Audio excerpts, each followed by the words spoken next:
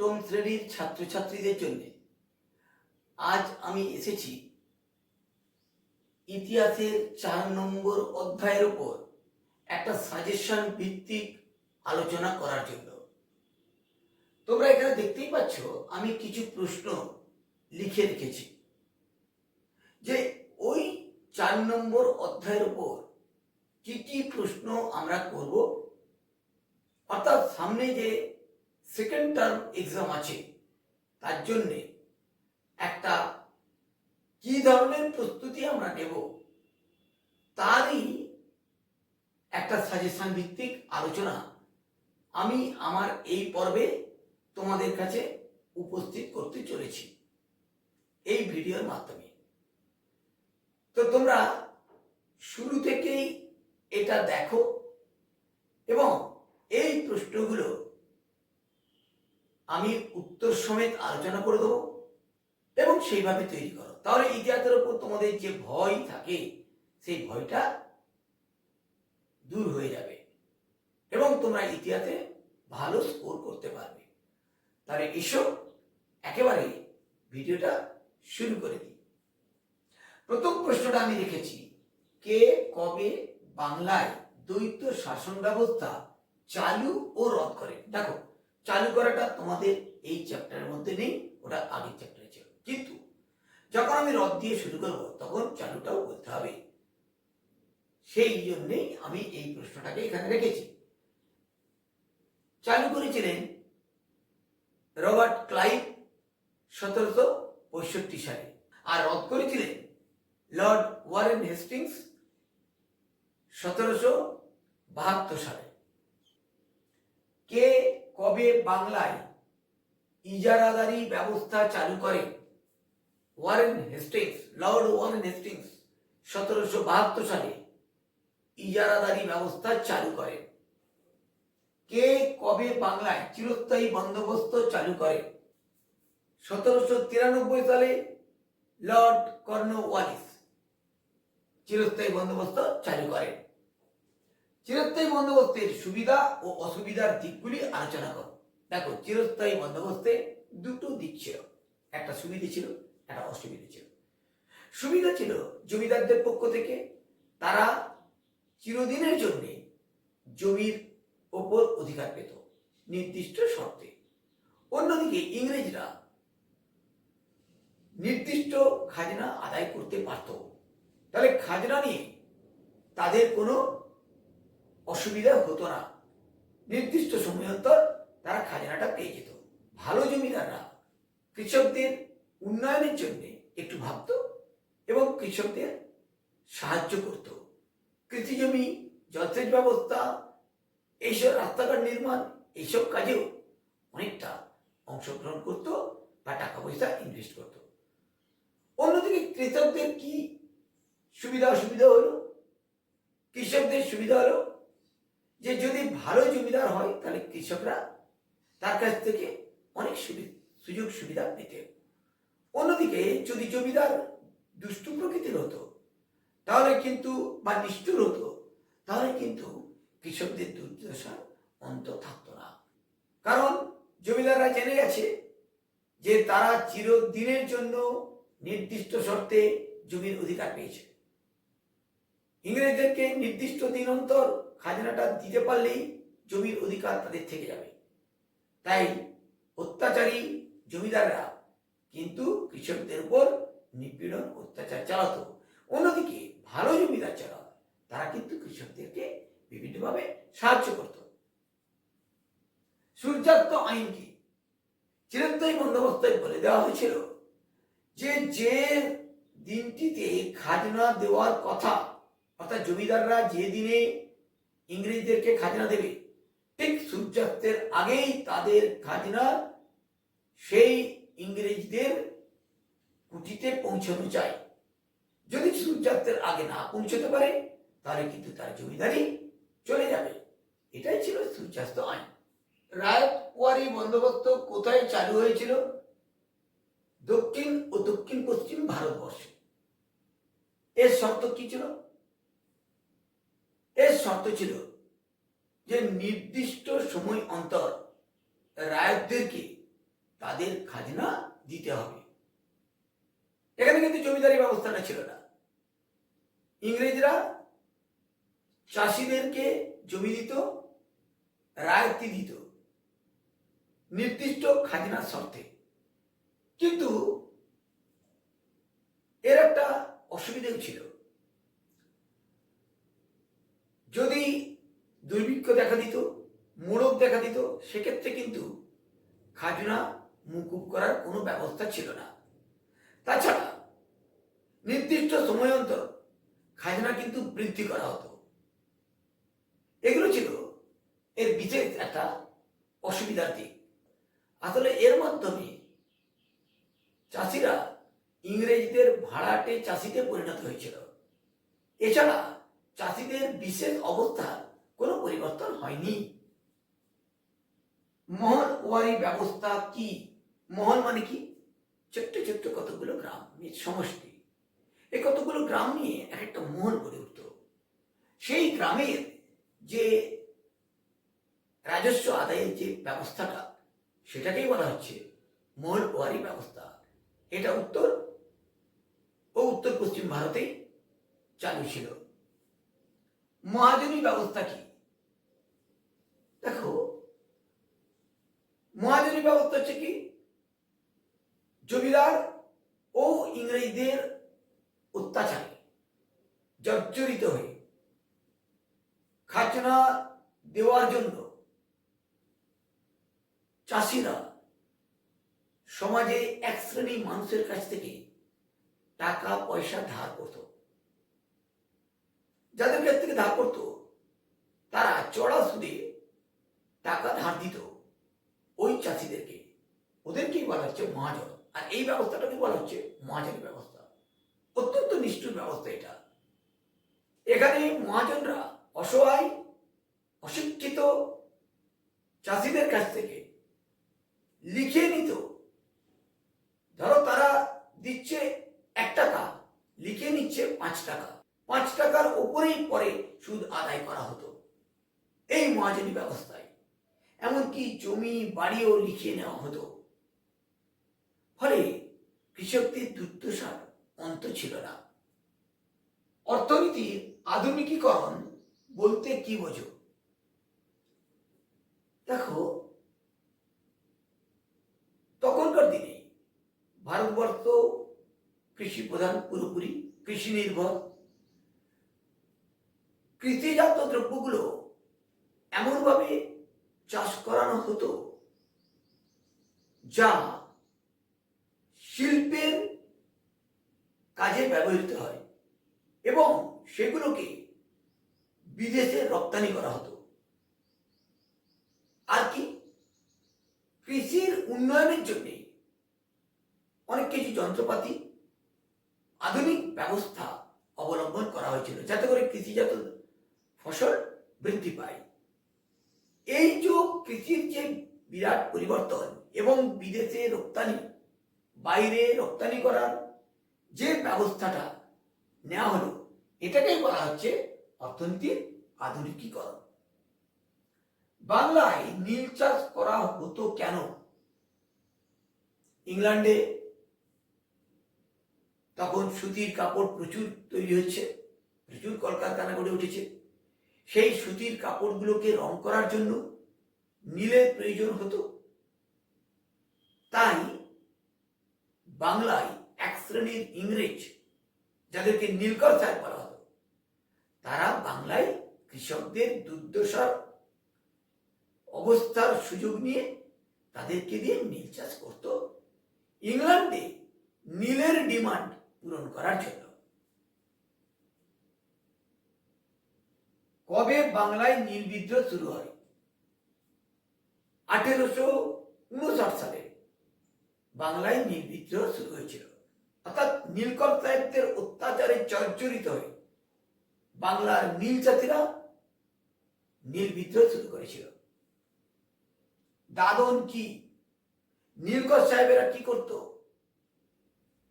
দরিদ্র কৃষকদেরকে অগ্রিম অর্থ দিত এবং এই শর্ত করে নিত যাতে করে তাদের জমিতে নীল চাষ করে এবং সেই নীল ওই নীলকর সাহেবকে বিক্রি করে। এই অগ্রিম অর্থ দেওয়াটাকেই বলা হচ্ছে দাদন। দাক্ষিণাত্য হাঙ্গামা বলতে কি বোঝো? আমেরিকার গৃহযুদ্ধের সময় আমেরিকায় তুলো চাষ কমে গিয়েছিল। তখন তুলোর একটা বিরাট ডিমান্ড হয়েছিল। দাক্ষিণাত্যের তুলো চাষিরা তখন অনেক বেশি তুলো চাষ করত। আবার যখন গৃহযুদ্ধ থেমে গেল, তখন সেখানে তুলো চাষ শুরু হয়েছে, আবার ভালো করে তুলোর চাষ হচ্ছে। ফলে আমাদের ভারতবর্ষের তুলোর চাহিদা কমে গেল। তখন কৃষকরা তুলো বিক্রি করতে পারছে না, ইংরেজদেরকে খাজনা দিতে পারছে না। এই দুর্দশাগ্রস্ত অবস্থায় স্থানীয় সাহুকার মহাজনরা দরিদ্র কৃষকদেরকে অনেক চড়া সুদে টাকা ধার দিত, আর নিরীহ কৃষকদের কাছ থেকে লিখে নিত অনেক বেশি টাকা ধার দেওয়া হয়েছে। এমনকি তাদের ঘর বাড়ি জমি জায়গাও লিখে নেওয়া হতো। ফলে কি হলো, তুলো চাষিরা আন্দোলন শুরু করে এবং সাহুকার মহাজনদের আক্রমণ করে। তাদের যে কাগজপত্র ছিল সেগুলোকে পুড়িয়ে দেওয়া হয়। তুলো চাষিদের দাক্ষিণাত্যের এই হাঙ্গামাটা, অর্থাৎ এই যে বিদ্রোহ, এই বিদ্রোহটাকে বলা হচ্ছে দাক্ষিণাত্য হাঙ্গামা। প্রজাসত্ব আইন কবে চালু হয়? এতে কি বলা হয়? প্রজাসত্ব আইন চালু হয়েছিল 1885 সালে। এতে রায়তদের পক্ষে অনেক কথা বলা হয়েছিল। বলা হয়েছিল রায়তদেরকে যখন তখন উচ্ছেদ করা যাবে না আদালতের পরোয়ানা ছাড়া। কারণ রায়তদেরকে জমিদাররা যখন তখন উচ্ছেদ করে দিতে পারত, ওটাকে নিষিদ্ধ করা হলো। আরো বলা হলো খাজনা বাড়াতে হলে তার নির্দিষ্ট কারণ দর্শাতে হবে। অর্থাৎ অকারণে জমিদাররা যে রায়তদের উপরে খাজনা বাড়িয়ে দিত, সেটা করা যাবে না। অর্থাৎ এই প্রজাসত্ব আইনটা প্রজাদের ফেভারেই ছিল। পলাশী যুদ্ধ কবে, কাদের মধ্যে হয়েছিল? পলাশী যুদ্ধ হয়েছিল 1757 সালে ব্রিটিশ ইস্ট ইন্ডিয়া কোম্পানি এবং বাংলার নবাব সিরাজউদ্দৌলার মধ্যে। কবে ব্রিটেনে আইন পাস করে সুতির কাপড় তৈরি বন্ধ করে দেওয়া হয়? 1720 খ্রিস্টাব্দে। অবশিল্পায়ন কি? 1813 সালে ব্রিটিশ ইস্ট ইন্ডিয়া কোম্পানির হাত থেকে ভারতবর্ষে একচেটিয়া ব্যবসা করার অধিকার চলে গেল। ফলে কি হলো, ব্রিটেন থেকে আরো অনেক কোম্পানি এই ভারতবর্ষ তথা বাংলায় ব্যবসা করতে এলো। ফলে আগে বাংলার ব্যবসায়ীদেরকে ব্রিটিশ ইস্ট ইন্ডিয়া কোম্পানির সঙ্গেই প্রতিযোগিতায় অংশ নিতে হতো। এখন ব্রিটেন থেকে প্রচুর কোম্পানি আসছে এবং বিভিন্ন জিনিসপত্র আসছে, তাদের সাথে অসম প্রতিযোগিতায় অংশ নিতে হচ্ছে। ফলে ভারতীয় যে নিজস্ব শিল্প সেগুলো পিছিয়ে গেল। এটাই হলো অবশিল্পায়ন। ভারতবর্ষে কোথায় কবে প্রথম কাপড় তৈরির কারখানা চালু হয়? বোম্বাই শহরে, বর্তমানে যার নাম হচ্ছে মুম্বাই, 1853 সালে। কাকে রেলপথের জনক বলা হয়? লর্ড ডালহৌসিকে রেলপথের জনক বলা হয়। কবে ভারতে রেলপথ চালু হয়? 1853 সালে। ভারতবর্ষে ভারতের কোথা থেকে কত দূর প্রথম রেলপথ চালু হয়েছিল? বোম্বে টু থানে প্রথম রেলপথ চালু হয়েছিল। ভারতে রেলপথ চালুর সুবিধা অসুবিধাগুলি কি ছিল? দেখো, ভারতবর্ষের রেলপথ চালু হলো, এটা খুব ভালো কথা, কারণ প্রত্যন্ত গ্রামের ভেতরেও যোগাযোগ স্থাপন হলো। কিন্তু ইংরেজরা রেলপথ চালু করেছিল ভারতীয়দের জন্য নয়, তাদের নিজেদের জন্য, ব্যবসা বাণিজ্য করার সুবিধার্থে, সেনাবাহিনী নিয়ে যাওয়া নিয়ে আসার সুবিধার্থে তারা ভারতবর্ষে রেলপথ চালু করেছিল। শুধু তাই নয়, ব্রিটিশ পণ্য নিয়ে যাওয়ার জন্য রেলের ভাড়া ছিল কম, যেখানে ভারতীয় পণ্য নিয়ে যাওয়ার জন্য রেলের ভাড়া অনেক গুণ বেশি ছিল। ফলে রেলপথ চালু হয়ে ভারতবাসীদের বিশেষ সুবিধা হয়নি সেই সময়, কিন্তু সুবিধাটা বেশি পেয়েছিল ব্রিটিশ ইস্ট ইন্ডিয়া কোম্পানি। রেলপথ চালু হওয়ার ফলে কি হলো, গাছপালা অনেক কাটা হলো, পরিবেশের যে ভারসাম্য সেটা নষ্ট হলো, পরিবেশ দূষিত হলো। এছাড়া রেলের ট্র্যাকটা অনেক উঁচু ওয়ালের মতন দেওয়া থাকে, ফলে রেলের ধারে জল জমে গেল, অস্বাস্থ্যকর পরিবেশ সৃষ্টি হলো, জল নিকাশির ব্যবস্থা ঠিক মতো করা হলো না। কারণ আমি প্রথমেই বললাম, এই যে রেলপথ চালু করেছিল ইংরেজরা নিজেদের সুবিধাটা দেখে, ভারতবাসীদের সুবিধার কথা ভেবে নয়। এছাড়া কি, রেলপথ চালু করতে যে টাকা খরচা হয়েছিল সেটা কিন্তু ভারতবর্ষ থেকেই তোলা হতো, ইংল্যান্ড থেকে আসতো না। ফলে ভারতবর্ষের সম্পদ নিয়েই ভারতবর্ষের রেলপথ স্থাপন করা হয়েছিল। তবে সুবিধা তো কিছু পেয়েছি। কিরকম? তারা যে যোগাযোগ ব্যবস্থাটা তখন তৈরি করেছিল, সেই যোগাযোগ ব্যবস্থায় তাকে কেন্দ্র করেই বর্তমানে সারা ভারতবর্ষে রেল যোগাযোগ গড়ে উঠেছে। ভারতের রেলের যে যোগাযোগ ব্যবস্থা আছে সেটা আজকে পৃথিবীতে 4র্থ স্থান অধিকার করে আছে। সুতরাং বুঝতেই পারছো, সেই সময় যদি রেলপথ চালু না হতো তাহলে কিন্তু ভারতবর্ষ রেলে এত উন্নতি করতে পারতো না, এত বিস্তীর্ণ রেল যোগাযোগ করতে পারতো না, আরো হয়তো অনেক সময় লেগে যেত। কবে ভারতের টেলিগ্রাফ যোগাযোগ চালু হয়? 1851 খ্রিস্টাব্দে ভারতের টেলিগ্রাফ যোগাযোগ চালু হয়। দ্বিতীয় ইঙ্গো বার্মা যুদ্ধ কবে কাদের মধ্যে হয়েছিল? মানে ব্রহ্মদেশের সাথে ইংরেজদের হয়েছিল 1852 সালে। সম্পদের বহির্গমন কি?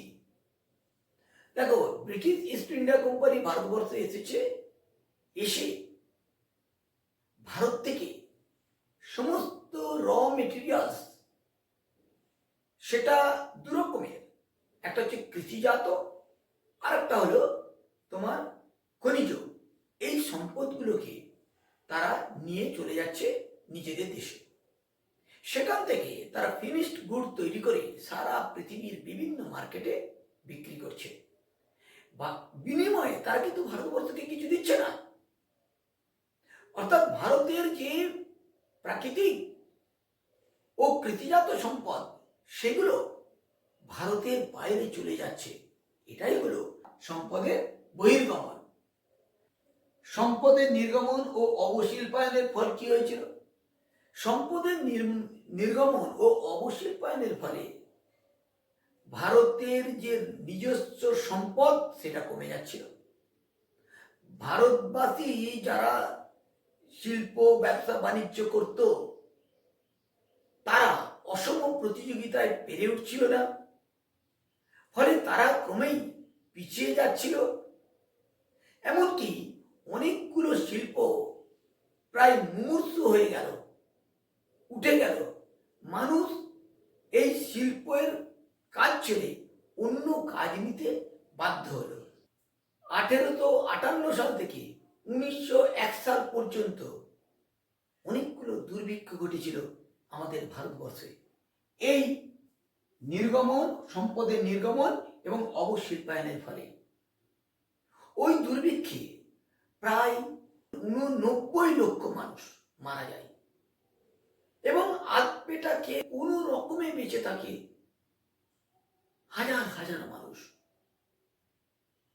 এইগুলো কিন্তু হয়েছিল এই সম্পদের নির্গমন এবং অবশিল্পায়নের ফলে। ইংরেজরা এই সময় ভারতবাসীকে রক্ষা করার জন্য কোনো ব্যবস্থা নেয়নি। কবে কোথায় প্রথম পাটকল ও পাটের কারখানা চালু হয়? 1855 সালে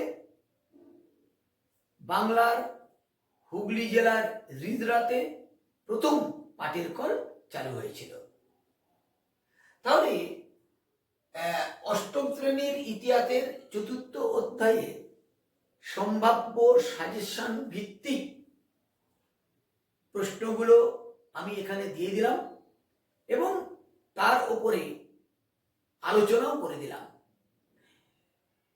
এটা তোমরা একটু ভালো করে ভিডিওটা দেখে নিও। তবে ভিডিওটা কেমন হলো অবশ্যই কমেন্ট করে জানাবে। ভালো লাগলে লাইক শেয়ার তো করছোই, তার সাথে যারা এখনো চ্যানেলটাকে সাবস্ক্রাইব করনি তারা অবশ্যই চ্যানেলটিকে সাবস্ক্রাইব করে রাখো। এই সাজেশন ভিত্তিক আলাপ আলোচনা আমি ভিডিওর মাধ্যমে তোমাদের কাছে তুলে ধরবো। তাহলে ভিডিওটা আজকে আমি এখানে শেষ করছি। দেখা হবে